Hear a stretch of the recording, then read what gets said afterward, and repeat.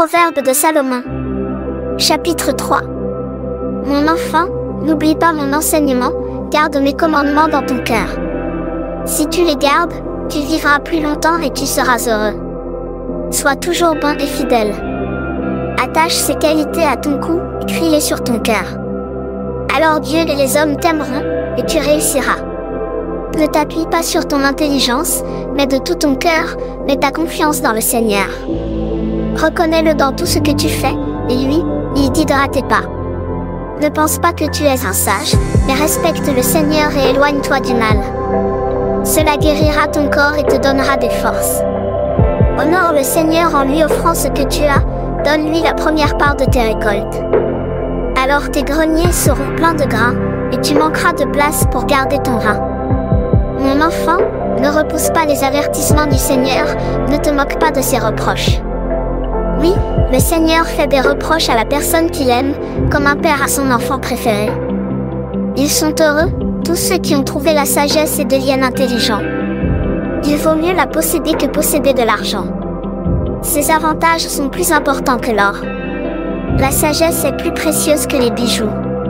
On ne peut rien désirer de meilleur. Elle donne une longue vie aux humains, elle leur offre richesse et honneur. Elle les conduit sur des chemins agréables, ils peuvent y marcher tranquillement. La sagesse est comme un arbre qui donne la vie pour ceux qui la saisissent. Elle est la source du bonheur pour ceux qui la possèdent. Le Seigneur a fondé la terre par sa sagesse, et le ciel est établi par son intelligence. Par sa science, l'eau qui est sous la terre a jailli, et les nuages laissent tomber la pluie. Mon enfant, sois toujours attaché à l'intelligence et à la réflexion. Ne les quitte jamais. Elles te permettront d'avoir une vie belle. Alors tu avanceras avec confiance, et ton pied ne glissera pas.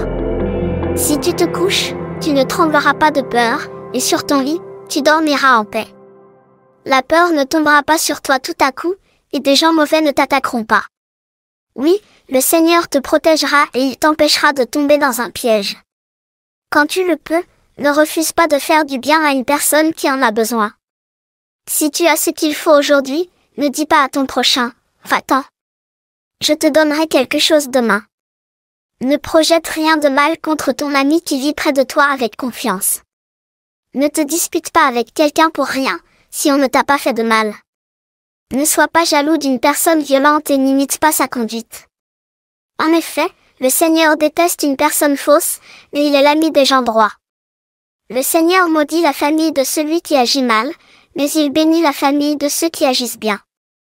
Le Seigneur se moque des moqueurs, mais il est bon pour les gens simples. Ce qui attend les sages, c'est l'honneur, mais les sots seront couverts de honte.